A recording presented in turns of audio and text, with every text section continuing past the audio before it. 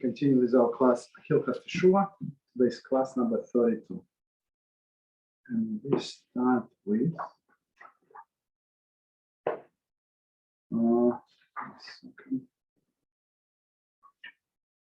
okay, so we start with Sefer HaBRIT. And big topic is the same, loss of tailors. Today's topic, nothing to be gained. In situation when a person has been caused damage, it is forbidden to inform him of the predator's identity, unless there is a reasonable chance that this will serve constructive purpose. The fact that one person observed the improper act does not automatically justify the informing victim. So, okay, so meaning if as we said before, if another person can get that perpetrator to the Jewish court and extract money, so that's or get some kind of restitution, that's one thing. But if not, so we do not allowed to say. If restitution seems unlikely, so he would not be able to get anything, and there is no possibility that the victim will unsuspectedly be vulnerable to further harm, nothing positive will accomplish by telling the victim who was responsible. To reveal the perpetrator identity is to speak the hills. So under these circumstances, because there is no constructive purpose. Okay, so we stop here. Okay, so we continue with Hilchot Teshuvah, and we are on chapter 9 and halacha number 1. So we did 2/3 of the halacha, so last third. So let's read without commentary. So it says, this was implied by the Torah statement, Dvarim 28, verses 47 and 48. Because you did not serve God, will you work with happiness. You will serve your enemies whom God sends against you. Thus, this blessing and curses can be interpreted as follows. If you serve God with happiness and observe my way, he will grant you these blessings and remove these curses from you in order that you may be free to gain wisdom from the Torah and involve yourself in it, so that you will merit the life in the world to come. So, okay, so we're going to explain. It's very important ideas. God will grant you in the world that entirely good.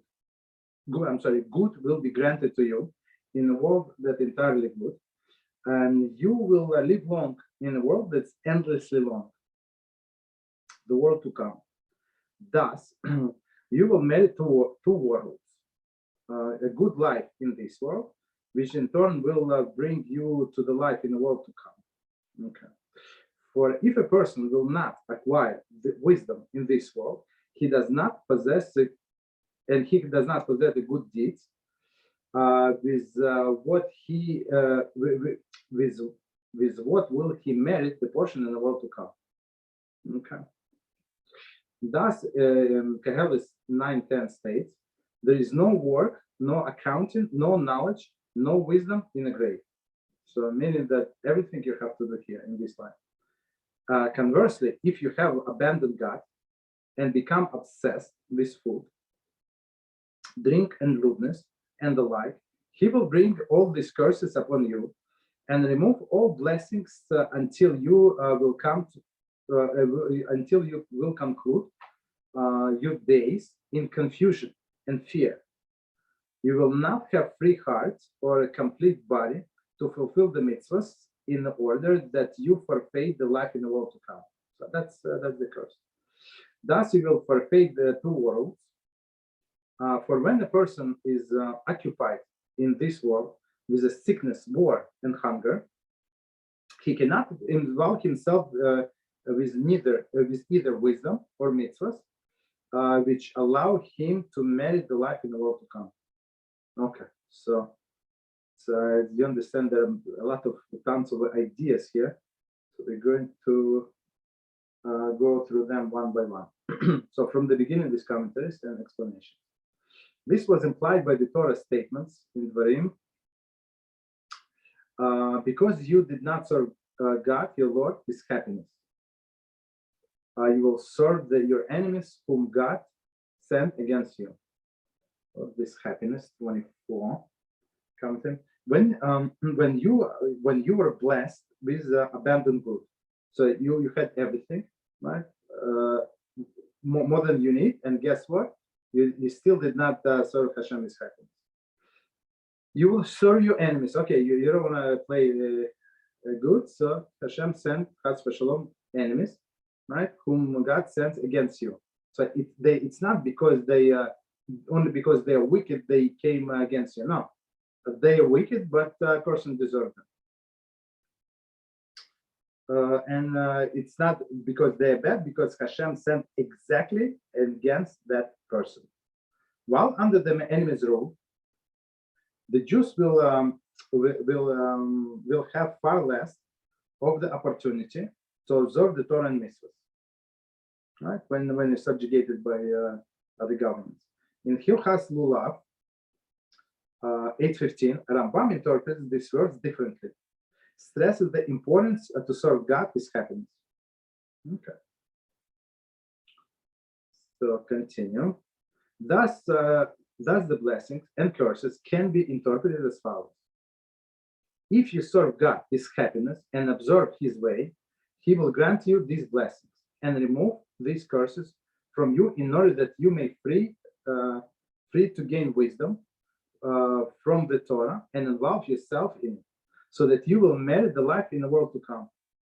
Right? So as we explained yesterday, similar idea. So a person says, Hashem, everything I want is just to serve you. So, but I have to work, I have to do this, I have this sickness, this problem, that problem. So Hashem said, oh, that's what's stopping you. Okay, I'm going to remove them. Right? So you can serve me properly. 26. Commented, as explained above, the person's service of the Torah and mitzvahs can cause God to grant him blessing, which will facilitate his observance in the future. Right? So he wants to give tzedakah, truly and really. So Hashem would send the parnasa, but he has to. We have to do our step first. We do step first. We dedicate ourselves to Torah learning and doing mitzvahs, and Hashem is going to reciprocate. Don't worry. He already promised. Continue. Good will be granted to you in this world, that entirely good, and you will live long. The world which is endlessly long, the world to come. Right. So all of the merits, all of the rewards are going to be in the world to come. Okay, this is chapter 8, Halacha 1. So it's a previous chapter. Okay. So we discussed the world to come, all of the pleasures. Continue. For if a person will not acquire wisdom in this world, and he does not possess good deeds, with what will he merit the portion of the world to come? So if a person does not learn Torah, right? So as some clowns, and many clowns, so all of the clowns say, he's a simple Jew. So, and now sages said many years ago, hundreds years ago, it's not so simple to be a simple Jew. So to be a simple Jew, you have to absorb everything that it says in Shulchan Aruch, right? To be a simple Jew. So if person does not learn Torah, does not do mitzvah, so he has zero chance to acquire the world to come. Even if he is trying to do good deeds, they are still not good, because why? It's according to his understanding they're good, but according to Hashem understanding, maybe it's opposite to the good. And commentaries say, as mentioned above, our portion in the world to come is dependent on our deeds. So whatever we do, our learning, our deeds, of course, the deeds comes from learning. That's the purpose of the learning, to perform whatever we can, and whatever we cannot, we just learn. For example, the laws of the temple, of the sacrifice. Okay, we cannot do the sacrifices, but we can learn. And Hashem said clearly he's going to count as if we brought the sacrifices. Thus, in Koheles 9:10 states, there is no work, no accounting, no knowledge, and no wisdom in a grave. So people they say, okay, when I'm going to retire, I'm going to learn Torah, I'm going to do mitzvahs and stuff like that. Now I have to work on Shabbos and all of the nonsense that we hear every day, right? So who said that you're going to live that long according to your calculations, right? And after the person died, there is no counting, no knowledge, no wisdom in the grave. That's it, too late. That's why we have to use every opportunity while we're still here in this world. Commentary. Koheles Rabbah emphasizes that the awareness of this concept should motivate a person to more inspired service of the Torah and mitzvahs in this world. So one more time, Koheles Rabbah emphasizes that the awareness of this concept should motivate a person to a more inspired service of the Torah and mitzvahs in this world. Okay. Meaning, if the person knows the reward, that he is not working for free, so he's going to work a little better. So reward, everybody understands reward. So if somebody tell you, okay, I have a job for you, you're going to clean bathrooms, and you say, me clean bathrooms? What, are you crazy? You go clean bathroom. And say, no, but we're going to pay $1,000 an hour. Or suddenly you say, okay, how many bathrooms? Maybe I'll take overtime. I don't mind to work overtime. You understand? Okay, 10,000. Whatever, okay, crazy number. So everything has its own price. But many people think that they do all of the service of HaShem for free, and they don't do anything. Right? That's a problem. Though a person will derive greater satisfaction in the world to come, there is advantage of service to God in this world. So in this world is also not for free, because why? HaShem is promised us that He's going to remove all of these sufferings, or many sufferings. Right. So in this world, the world to come represents the pleasure human being will experience. However, our service of the Torah and mitzvahs in this world creates a pleasure for God. However, pleasure for God, as our sages declare, it is pleasure for me to have commanded and have my will fulfilled. So whatever it means, pleasure that Hashem derives from these things. It's not like it's going to change if we're going to do it or not going to do it, but in the human terms, so we can understand. I mean that pleasure that Hashem derives, meaning that He wants us to do good, right? And He wants to give us reward. That's it. So if we follow whatever He said, so I mean He has a chance to give us reward. Otherwise, it was complete waste for people to come here in this world, in this life. Therefore, Amos 4:17 states, 1 hour of Teshuvah and good deeds in this world surpasses the entire life in the world to come. So don't take it literally, but okay. So I mean, it says in a sense that in 1 hour here, right, in this world, you can achieve more than life in a world to come. Why? Because there is almost no reward. I mean, it's much deeper. It's much deeper than that, because there is a reward there, and people, whatever legacy they left here, they're going to get reward. There, every Rosh Hashanah, 3 books are open, and living in the dead, and the dead also they're being judged.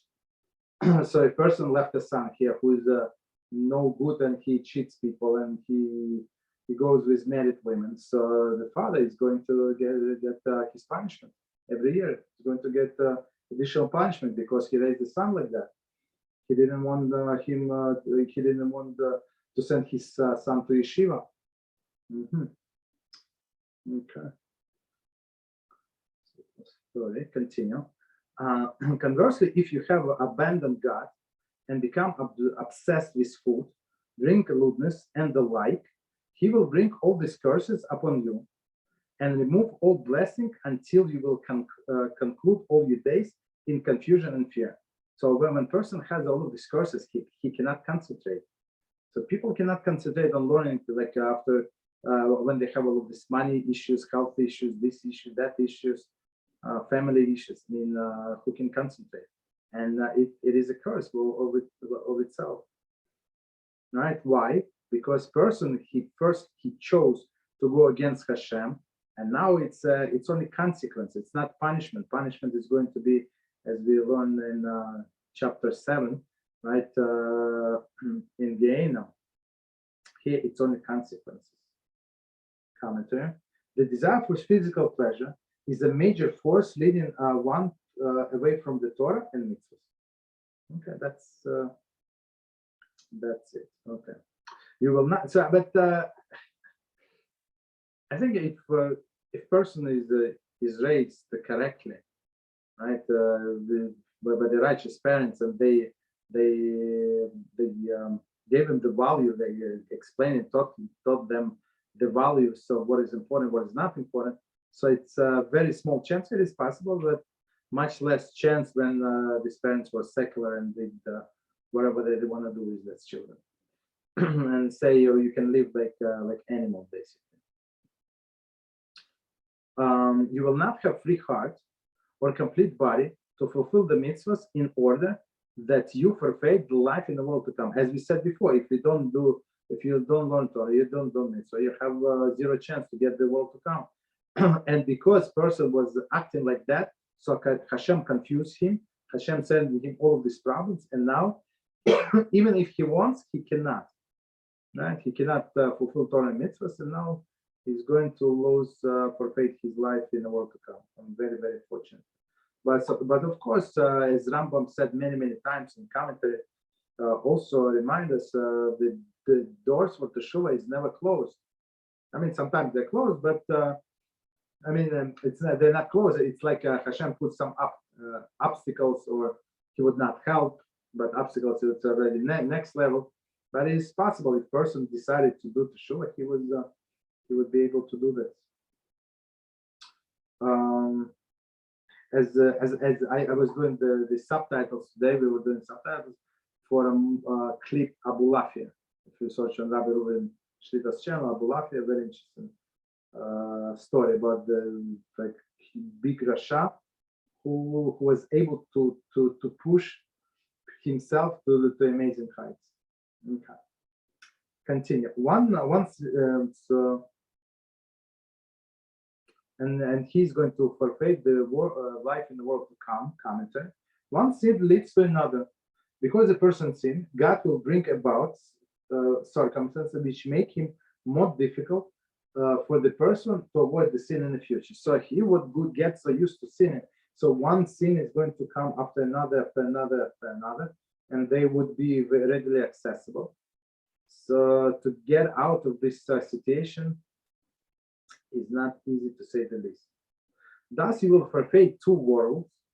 For when a person occupied in this world with a sickness, war, and hunger, he cannot involve himself with either wisdom or mitzvahs. I mean, you just thinking about surviving, right? Mitzvahs which allow him to manage the life in the world to come. So it simply does not have a chance on one hand. On the other hand, if he does not have a ticket, so he cannot board the plane, right? So same is here. Okay, it was not the circumstance. On one hand, you can say it was not dependent on you, but in many cases we are ourselves who brought these circumstances upon our head, unfortunately. 33. Similarly, Hilchot Deos 1:4:1 states, maintain a healthy and complete body as among the ways of God. Okay, for it is impossible to comprehend or grasp any aspect of the knowledge of God while one is sick. Okay, so that's Rambam said. So try to keep, of course, not everything depends on us, but we can do many things to keep our body healthy as much as possible, of course. Okay. Okay, so let's continue. So we start next. Any questions on what we said? Oh, this class is also very long. Okay, so we start. Halacha number 2, and it said, from this reasons, all Israel in particular their prophets and their sages, have yearned for the Messianic age, so they can rest from oppression of Gentile kingdoms who do not allow them to occupy themselves with the Torah and mitzvahs properly. They will find rest and increase their knowledge in order to merit the world to come. Okay. So in that era, knowledge and wisdom and truth will become abandoned. As the Yeshayahu 11:9 states, the earth will be filled with knowledge of God. Right? So Yirmiyahu 31:33 states, one man will no longer teach his brother, nor man his colleague, for all will know me. I mean, the knowledge will be abandoned. And Ezekiel 36:26 states, I will take away the heart of stone from your flesh and give you the heart of flesh. These changes will come about because the king, who will arise from Davidic descendants, will be a greater master of knowledge than Shlomo, and a great prophet close to the level of Moshe. Not on that level, but close to the level of Moshe, our teacher. Moshe, our teacher. Therefore, he will teach the entire nation and instruct them in the path of God. All the Gentile nations will come and hear him, as Yeshayahu 2:2 states, and it shall come to pass in the last days that the mountain of God's house shall be established at the peak of the mountains, and all the nation will flow to it. Nevertheless, the ultimate of all rewards is the final good, which will have no end or decrease, is the life on the world to come. So Rambam here, I mean, we're going to explain, but Rambam here says that the ultimate good is a life in the world to come, meaning Gan Eden, not Messianic time. In a contrast, the Messianic age will be life within the context of this world. So it will be here, with the world following its natural pattern, except the sovereignty will return to Israel. The sages of the previous generations have already declared there is no difference between the present age and the Messianic age, except emancipation from the subjugation on Gentile kingdoms. Of course, as you understand, there's tons of commentary. We're not going to finish today, but we're going to start at least. Okay, so let's start. So from the beginning of this commentary. For this reason, all Israel, in particular their prophets and sages, have yearned for the Messianic age, right? So they can rest from the oppression of the Gentile kingdoms who do not allow them to occupy themselves with the Torah and mitzvot properly. So it's not in order to, as they say, to rule the whole, all of this conspiracy theory, right? The Jews are trying to take over the world, the whole world. So we're trying. So we have this prophecy that we're going to be like on top of the world, meaning what? That they're going to leave us alone. That's all we need. We just want to be left alone so we can learn Torah. Period. Not to govern anybody, not to tell anybody what to do. Just dedicate our lives to learning Torah and serving HaShem. That's it. Commentary. Hilchot Melachim 11:1 states, anyone who does not believe in him or does not wait for his coming denies the Torah. So meaning we're talking about Mashiach, right? Person does not believe in Mashiach, so he denies the whole Torah. Rambam emphasizes that belief in Mashiach is not sufficient, right? So just believe. The Jewish faith is not complete unless he anxiously waits for Mashiach to come. In Halacha 12:4 of that section, Rambam explains the motivation for that yearning. So why people have to yearn and anxiously wait for Mashiach to come? Commentary. The sages did not yearn, so it's halacha, but from a different book. from the book of Halakha of the Kings, right? Jewish kings. The sages did not yearn for Mashiach era in order to have dominion over the entire world. So Rambam is clearly just stopping this all these conspiracy theories, right?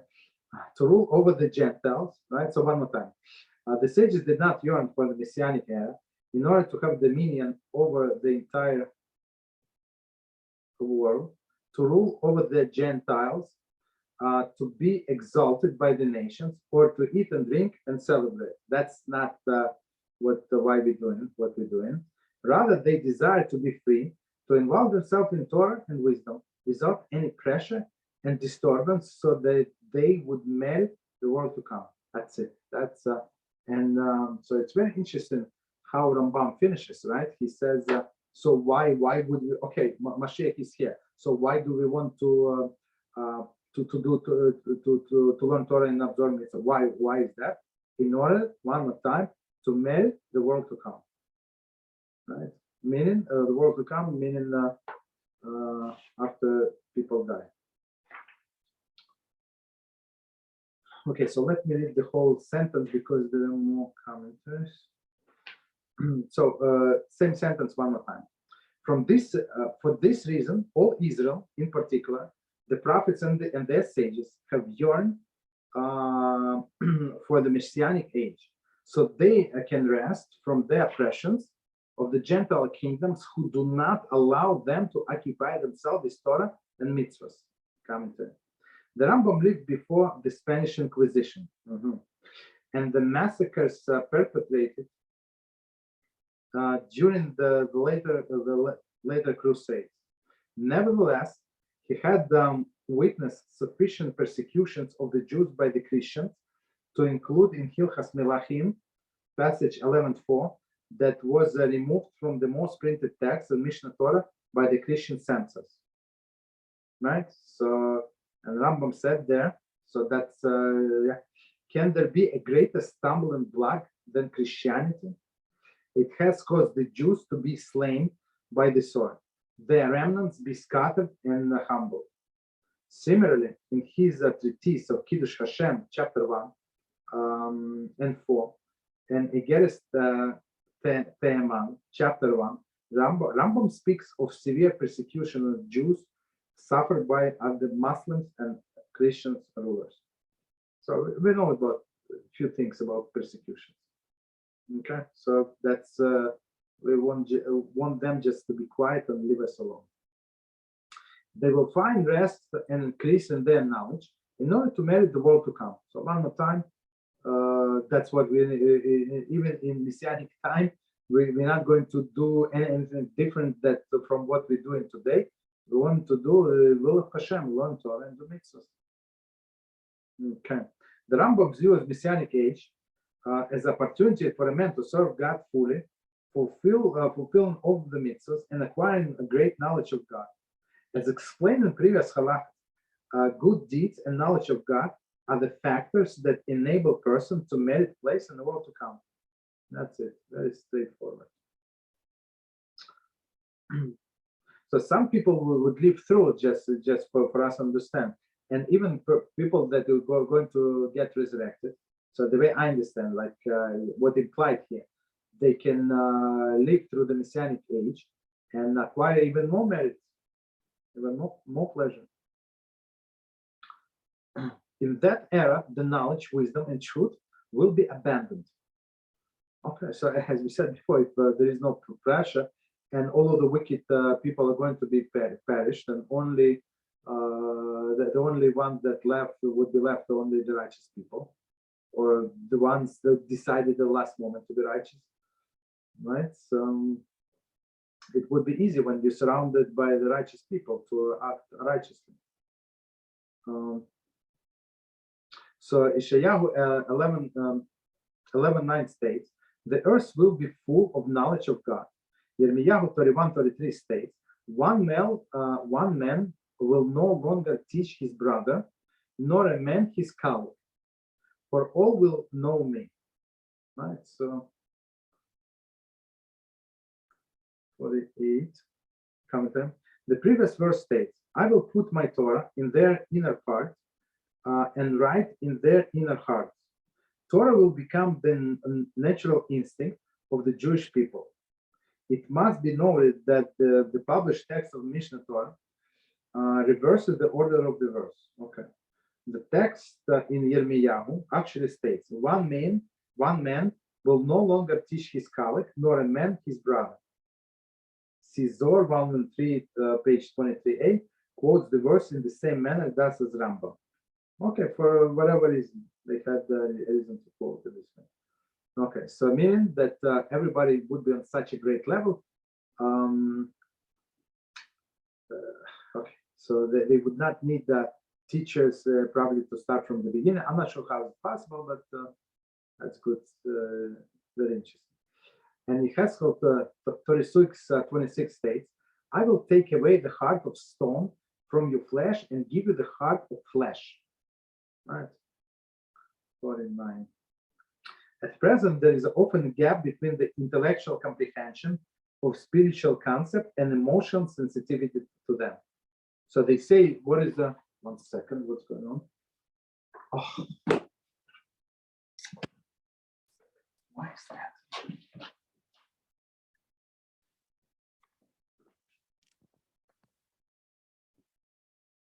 Okay. Somehow my phone was not charging. Okay,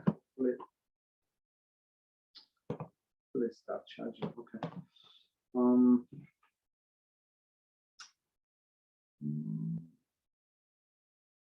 Okay, 1 second. So they said, I will take away the heart of stone from your flesh and give you the heart of flesh. So they say the longest distance possible, it's what? It's only a few inches, right? Well, what is it? From the person's heart to his intellect. Right?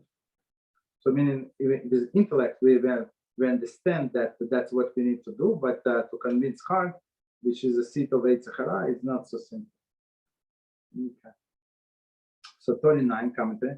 At present, there is often gap between our intellectual comprehension and of the spiritual concept and emotional sensitivity to them. Like how we, okay, you understand this is right.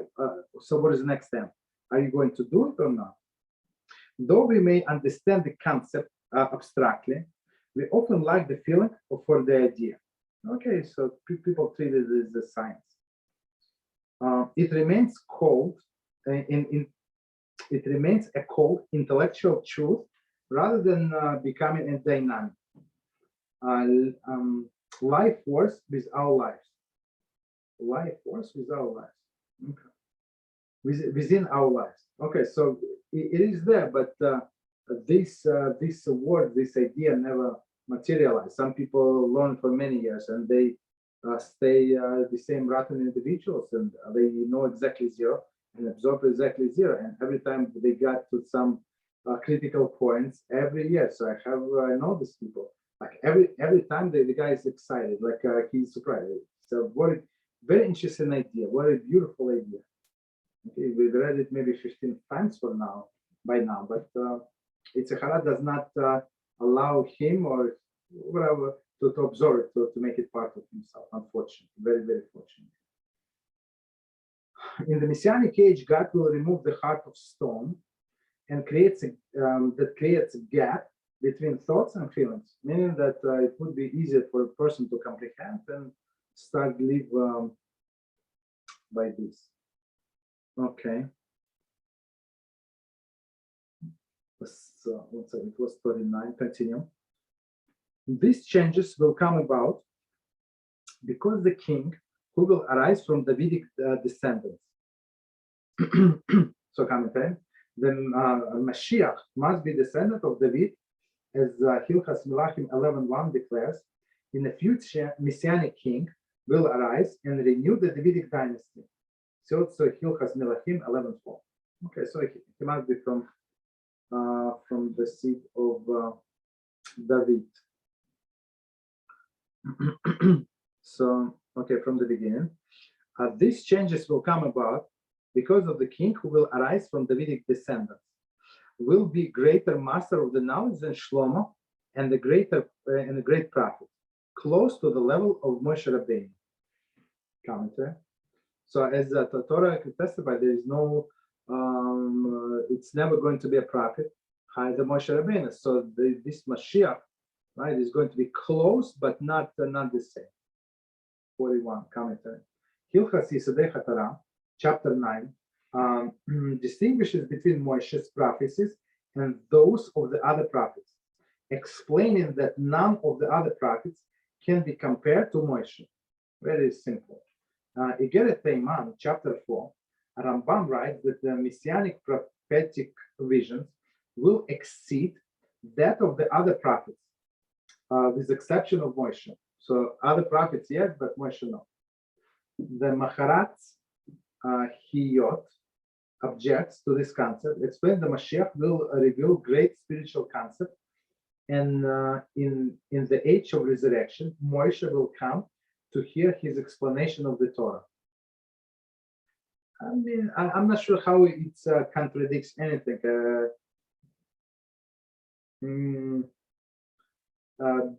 Big rabbis can go to the lower level rabbis shiurim and listen.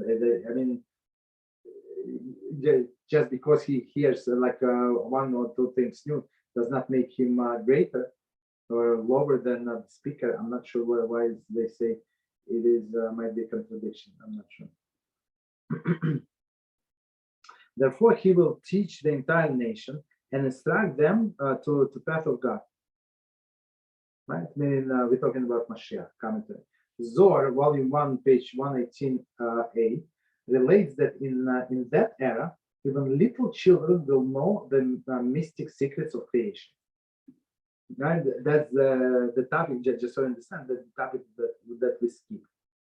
So as Rashi said, and actually Talmud said, that don't go too deep into creation. First of all, there is not enough information, but you're basically going to go crazy. Okay, you would not be able to comprehend. Anyway, continue. All the nations, all of the Gentile nations will come to hear from him, as Yeshayahu 2:2 states, and it shall come to pass in the last day of the mountain of God. House shall be established at the peak of the mountains, and all the nations will flow to it. Commentary. So all the nations are going to come. 43. Commentary. In Hilchot Melachim 12:1, Melachim. The Rambam writes that the Gentiles will all return to the true faith. So meaning now all of the Gentile is not in true faith. They saw in Avodah Zarah or other nonsenses. But in the end of the day, they, the righteous one, of course, are going to return to the true faith. Generally, this term refers to Judaism, right? See Hilchas Chagiga 3 and Halachas 1 and 6. Both Rashi in Avodah Zarah 24a and Rabbeinu Nissim Drashos state that in the Messianic age, the Gentiles will all convert to Judaism. Very interesting. Nevertheless, the Rambam's phraseology in these latest halachas of Hilchas Melachim does not imply that Gentiles will convert. Okay. So Rashi said yes, Rambam said no. On the contrary, Halacha 5 differentiates between the entire world and Israel. Then indicated that even in Messianic age, differences will exist between Jews and Gentiles. Accordingly, that statement that, and similarly the phrase quoted above, must be interpreted to mean the Gentiles will accept the 7 universal commandments of Noah and his sons. See chapter 9 in Hilchos, chapter 9 and 10 in Hilchos Melachim. So meaning about 7 Noahide laws. So it's very interesting. So Rashi said that everybody is going to convert to Judaism, but Rambam and others say no, they're not going to convert to Judaism, but they would convert to true faith for them, right? Which is what? Is to be a Noahide, righteous Noahide. Okay, continue. The above has a corollary which is applicable to our own behavior. Jewish thought relates that God rewards our behavior measure for measure, right? Measure for measure. Since the Messianic age will involve the refinement of Gentile nations, it follows that it is a preparatory step to hasten the advent of that era. We must work to refine the Gentile nations by influence them to accept 7 Noahide laws. I'm not sure where he got it from, but okay. And if they're not going to kill you, that's good. Okay. So it was 43. Continue. Nevertheless, the ultimate of all rewards and the final good, which will have no end or decrease, is the life of the world to come. So states again, okay, nevertheless, all of this beautiful life, beautiful this, beautiful that. So, but I'm going to read again and we're going to see commentaries. Nevertheless, the ultimate of all reward and the final good, which will have no end or decrease, is the life in the world to come. 44 commentary. In a contrast, all life within this world, with era of the resurrection of the dead, will have certain limits. See Igeres Tehiyah Chamesim, chapter 4. The Shar Hagamul, the Rambam disagrees with Ramban disagrees with the later concept, explains that after resurrection there will be no further death. Okay, I'm not sure what does it mean, but if we say that the world would continue only for 1,000 years, so what happened? I'm not sure. Okay. So Rambam said, in life in the world to come, 45 commentary. In the Shar Hagamul, the Ramban takes issue with Rambam, explaining that the ultimate reward will be the resurrection of the dead. So here we go. As he intimates, the debate between these two positions resolved the major disagreements between the Jewish philosophers and mystics. The philosophers conceive the spiritual awareness and material reality as two contradictory forces. Okay, so just to remind us, Ramban was a very big Kabbalist. Okay, so one more time.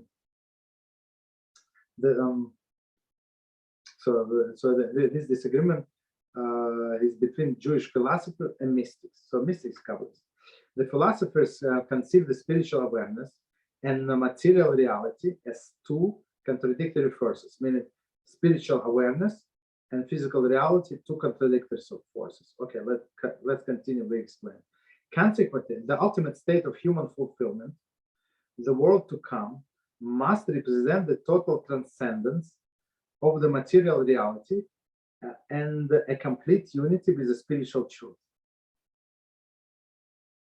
One more time. Consequently, the ultimate state of human fulfillment, so the highest level, the world to come, meaning after the person dies, must represent the total transcendence. So must represent what? That physical stays here and only spiritual goes up there. Okay. Total transcendence of the material reality and complete unity with the spiritual truth.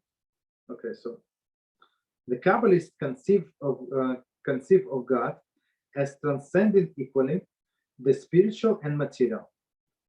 Okay, just as he, so now we're talking about HaShem, just as he cannot be confined by the limitation of our material world, his infinity also extends beyond the bounds of spiritual existence. Even in spiritual existence, as we have say in the world, the heavens, one heaven after another, it's that big, this big. So, but anyway, there is some confinements. But here, with HaShem, there is no even spiritual limits. He also has the potential to reveal himself within the context of material existence. So, if HaShem in material existence, in a Mishkan,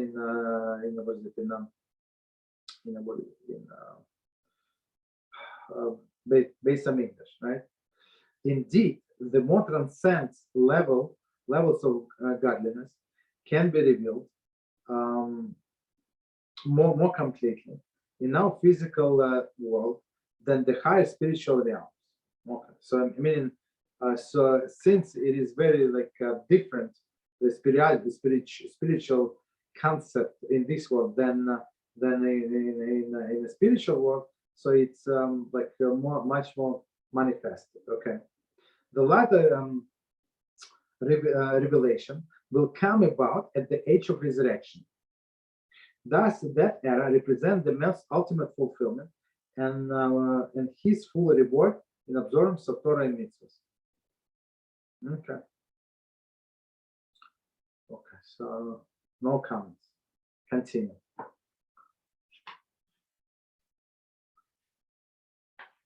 In a contrast, the Messianic age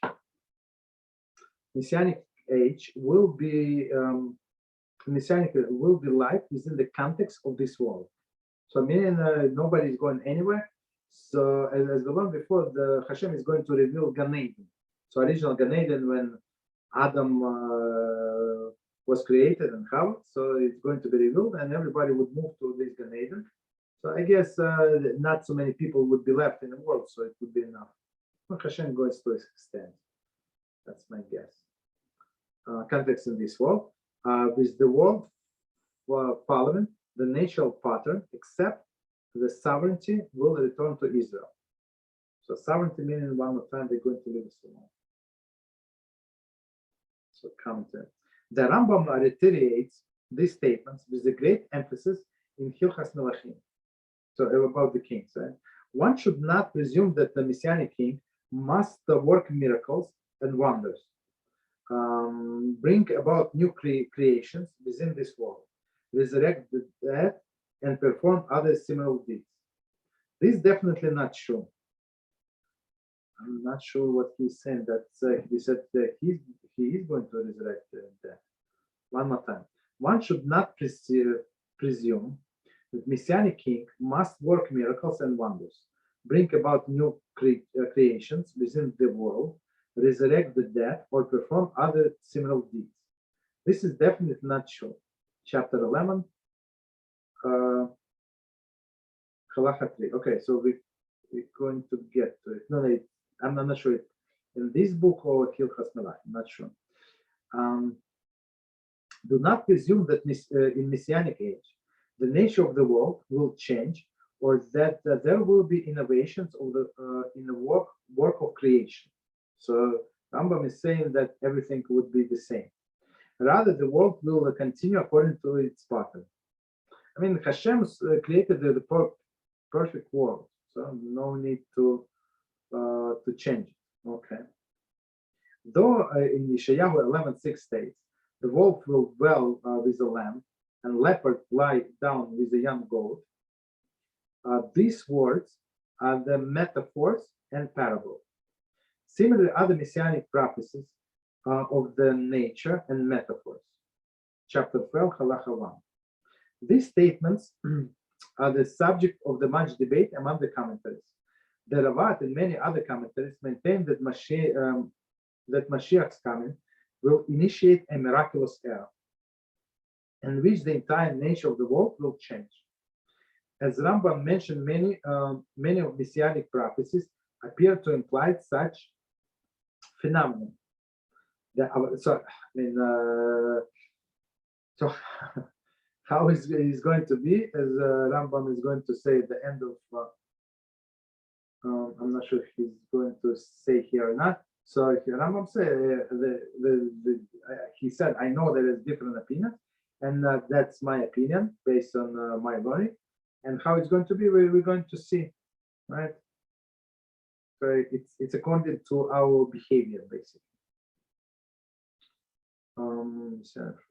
The Vadat Chachavim, the Vadat HaKodesh attempts to resolve these two opinions, explaining that though the world will follow the rules of nature, the nature of the world will return to the state before Adam and the tree of knowledge.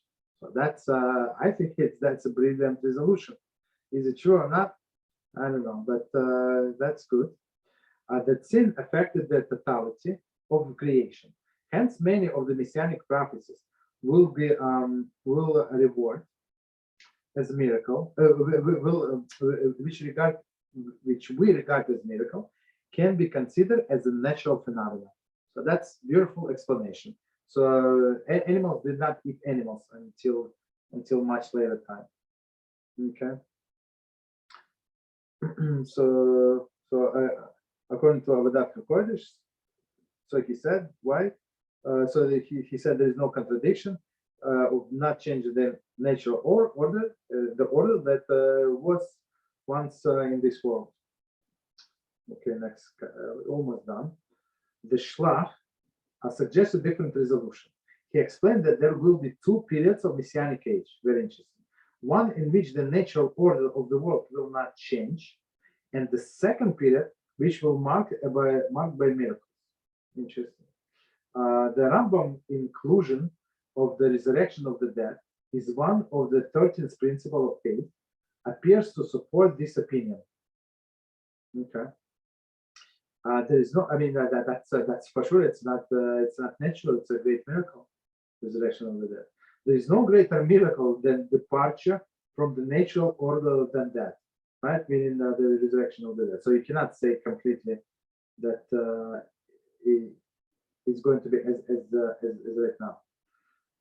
In again, Tikkun HaMeisim, chapter 6, the Rambam writes that these statements in the Mishneh Torah do not represent the definite and final decision on the question.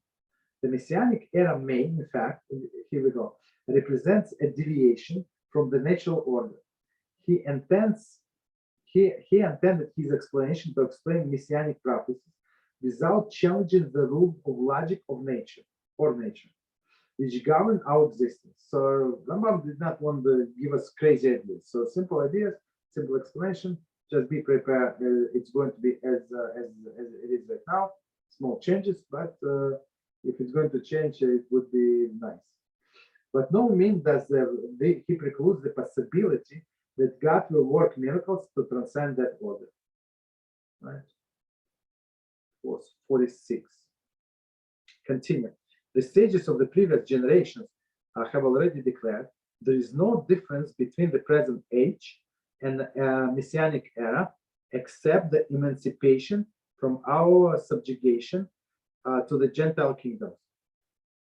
Okay. So I guess we can stop here. Let me check. We finished it early, but let's stop. I mean, because we finished the chapter. Any questions? Yeah, go ahead. Yeah. So I have several questions. So is somebody in Olam Haba already? In Olam Haba, all of the righteous dead people in Olam Haba. If I understood right, because I mean, the difference between Olam Haba and Gan Eden is it the same? But between Olam Haba and what? And Gan Eden, is it the same? Yeah, it's the same, exactly the same. So, is there an how do you say, a counterpart of Gehenom in a positive way? Is does exist? No, but that's Olam Haba. It's a counterpart of Gehenom. Because it's like a little confusion on this, because what would be the paradise, the definition here? That's a paradise, Gan Eden, and Olam Haba, all three the same thing. Oh, all right.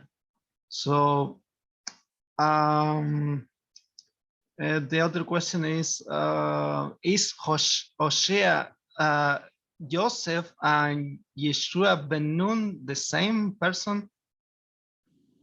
Hosea. Okay, so he was called Hosea, and before we're going with this miracle with the spies, so HaShem changed his name, and his name became Yehashua.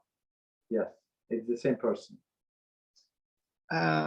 And the other question is about Pinchas. Is the same as the prophet Eliyahu? Eliyahu? Yes, yeah. But it's not, I don't want to say the same. It is a reincarnation, right? It's a reincarnation of Pinchas. Yes. So, but I saw the opinion that I mean, I'm not sure how it's possible that he was transformed. Actually, that Pinchas never died, or whatever. So he lived such a long life. I'm not sure what is a long life.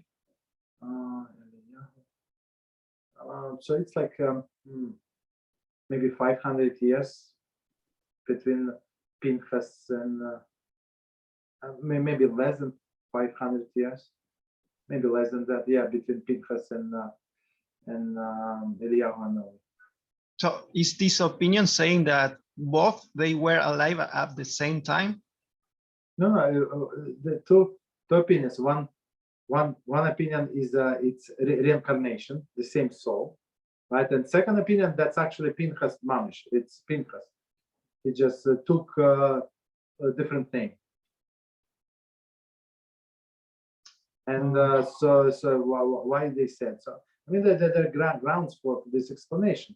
So HaShem said that I'm going to grant you the covenant of peace, and covenant of peace that does not end.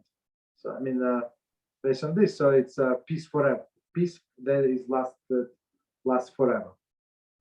You understand? So that's how they connect Pinchas, Eliyahu, and Eliyahu, as we know from the Torah, he never died. You understand? So that's forever. That's why we need somebody who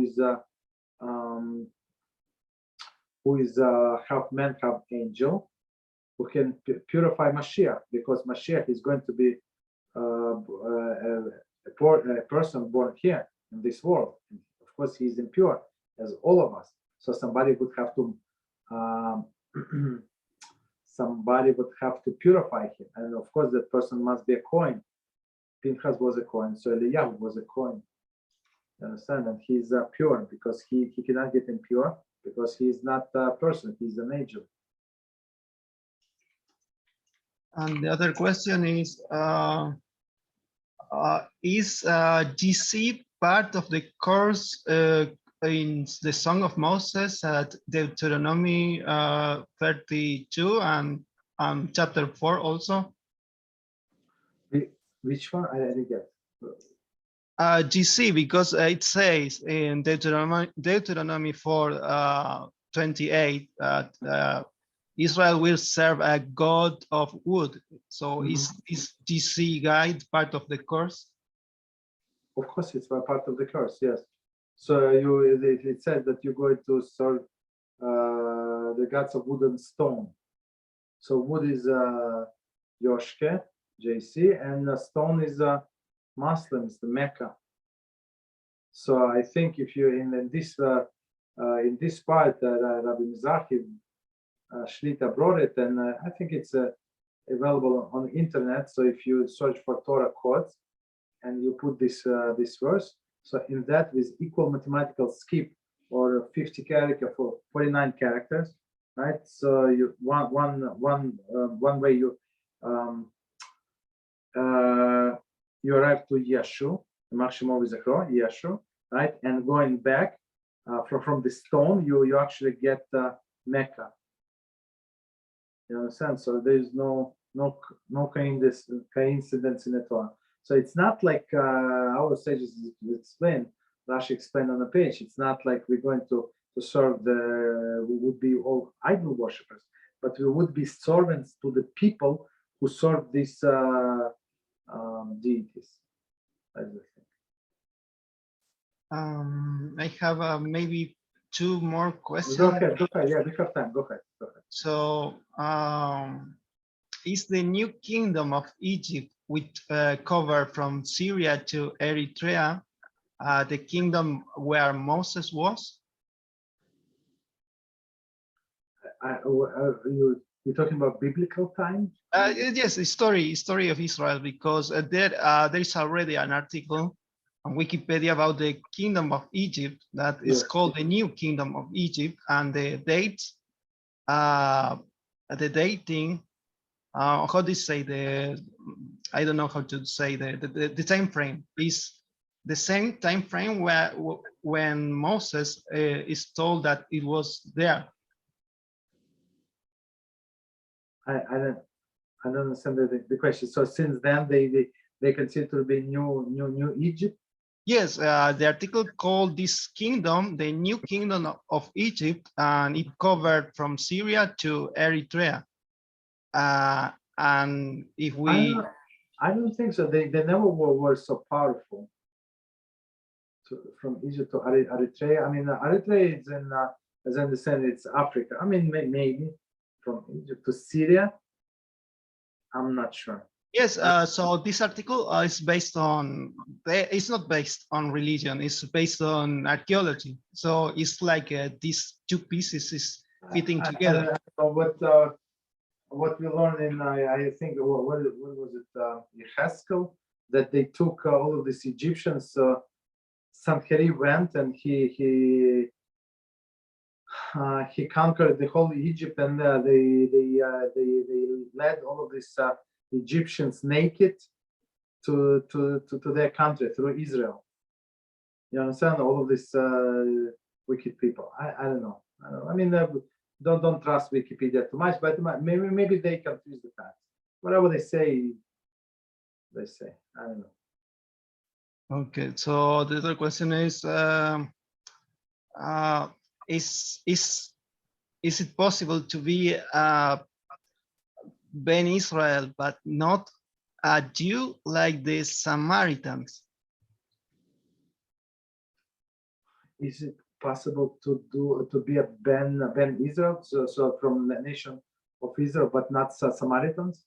As the Samaritans, because I think that the Samaritans in Israel, the political state right now, they have Israeli ID and passport, but I think that the rabbinical authorities don't consider them as Jewish. I'm not sure. So that's the question. No, I mean I think you are you talking about biblical time again? Oh no, today. I'm not sure who is Samaria. Samaria, Shamron. It's our territory. I mean, it's before. If you look at the map of Israel, so it's in on the eastern side, but before the Jordan River. So I mean, it's a Jewish territory. I'm not sure why would the territory means anything. If Jew lives in any country, so he's a Jew. I understand. I think the rabbinical authority does not consider this group of people as part of the Jewish nation. Okay, so now, so you're talking about it's actually the biblical time in the end of, I think it was Sanherib, right? So he was moving the nations around, and one nation, I don't remember exactly the name of the nation. So he moved to the place where the 10 tribes were, Samaria, right? That's what the name. Yes, this is based on that, because the 10 tribes get lost. So I'm answering the question. So these people were like pretenders. So I mean, they didn't want to accept the Judaism. I mean, why should they, right? And then the story was that wild animals, they coming out from the forest, from the mountains, and start eat them up, attack them. And I don't remember how, don't remember details, but they realize it's because they live on Jewish territory, and God does not want that. So they say, okay, let us convert, and we're going to be Jewish, and these animals are going to leave us alone. And they try to convert, but of course they did not mean to convert. All of these fake converts, right? And they did not accept the oral Torah, only written Torah and whatever they wanted. So one of the prohibitions is to marry them because they're not Jewish. I mean, we were forced to accept them, but they're not Jewish. Maybe that's what it means. Yeah. Yes. Like fake people, fake converts. So the 10 lost tribes are not considered Jewish?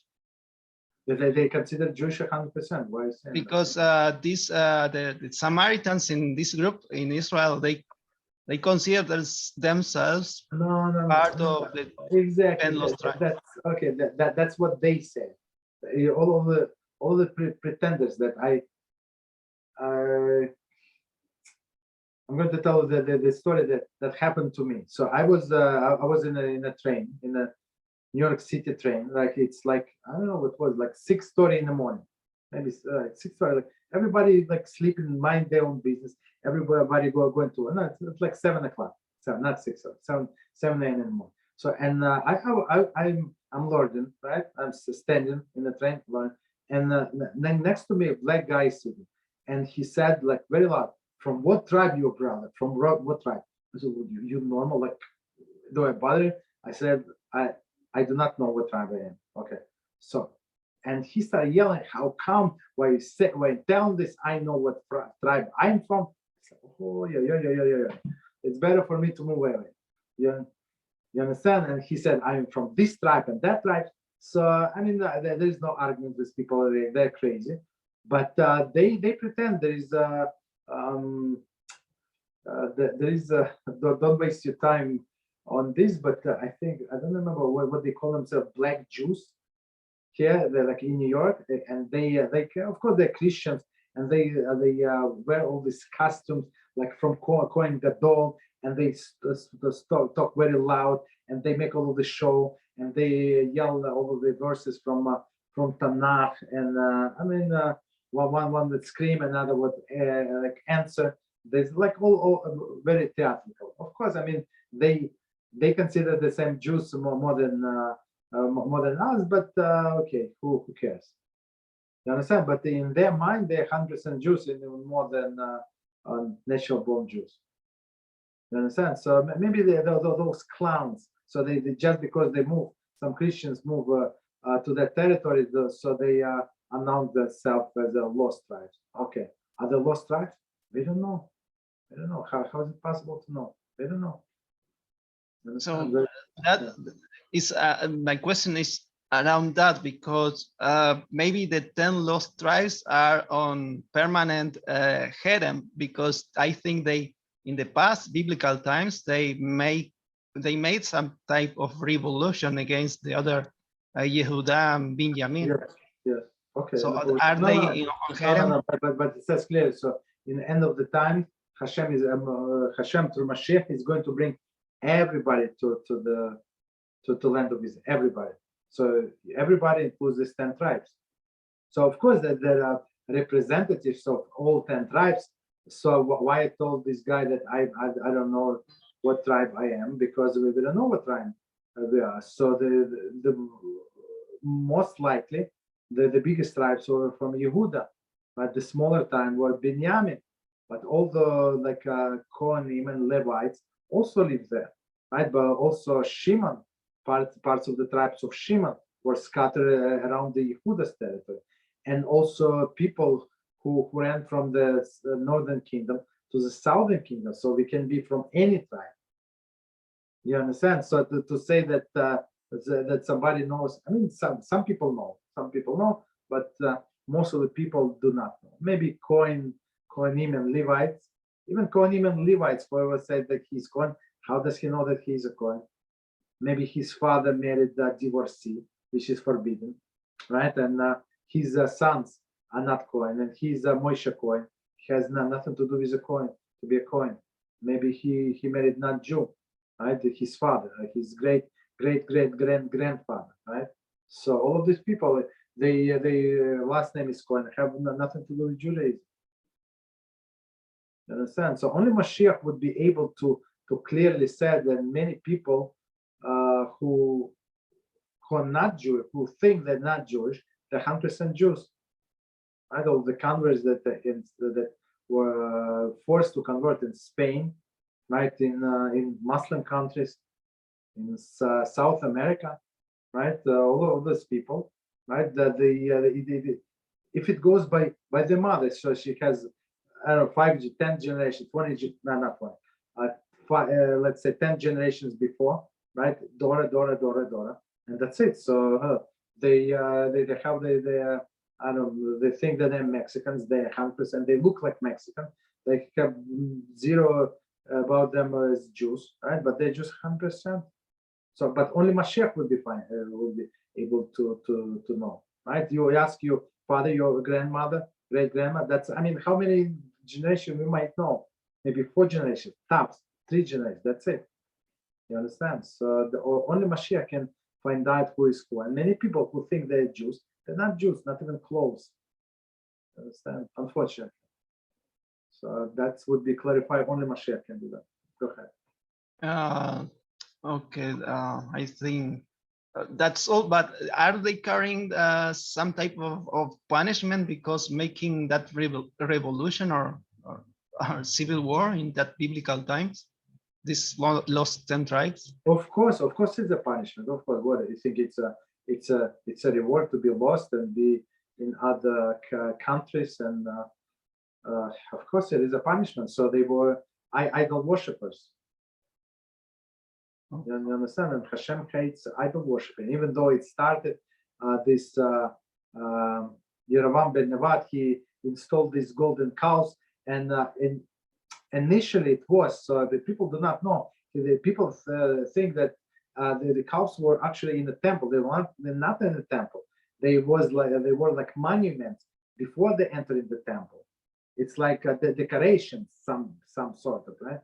As in our temple before in the first temple. I'm not sure about second and first temple for sure.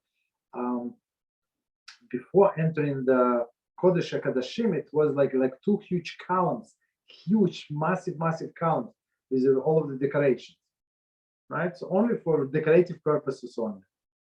So that's why, and he had this golden calf. That's how it started. But then later generations forgot, and they start worshiping these calves not as decoration, but actually as a god, unfortunately. So that's how people deteriorate. That's unfortunately common in all generations. Okay. Good. Thank you very much. All right. So until tomorrow. Thank you. Good night. Until tomorrow. Good night. Bye-bye.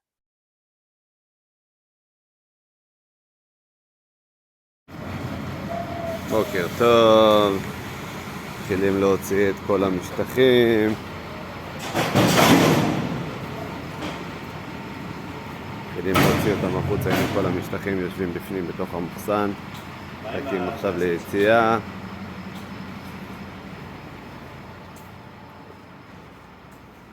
מתחילים לעלות 6 בבוקר, מתחילים לצאת. עשיתי פה היום 3 משאיות.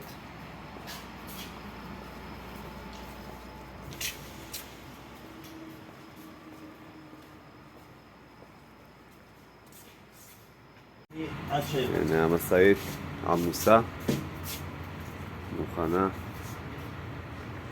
מלא משטחים, מחכים, סחורה א'.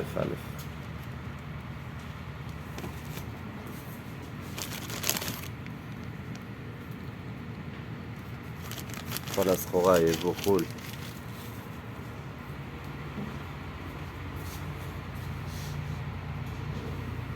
תפוחים, חצילים, קישואים.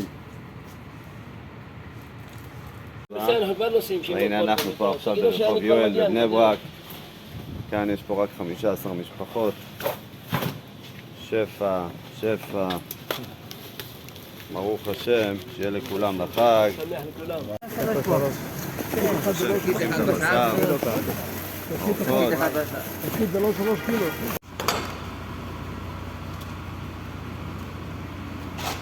והנה הגיע הבשר. איזה כפור.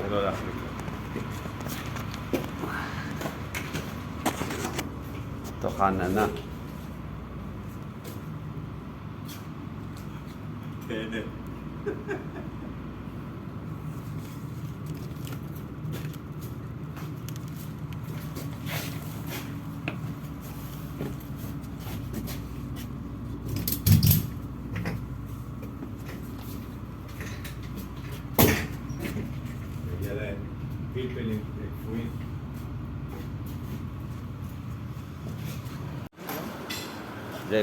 של הירקות.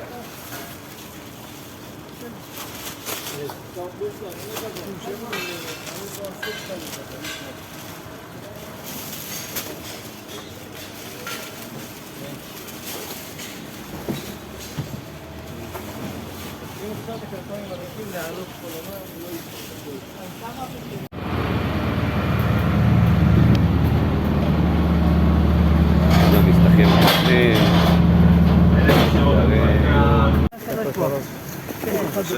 בשר, עופות.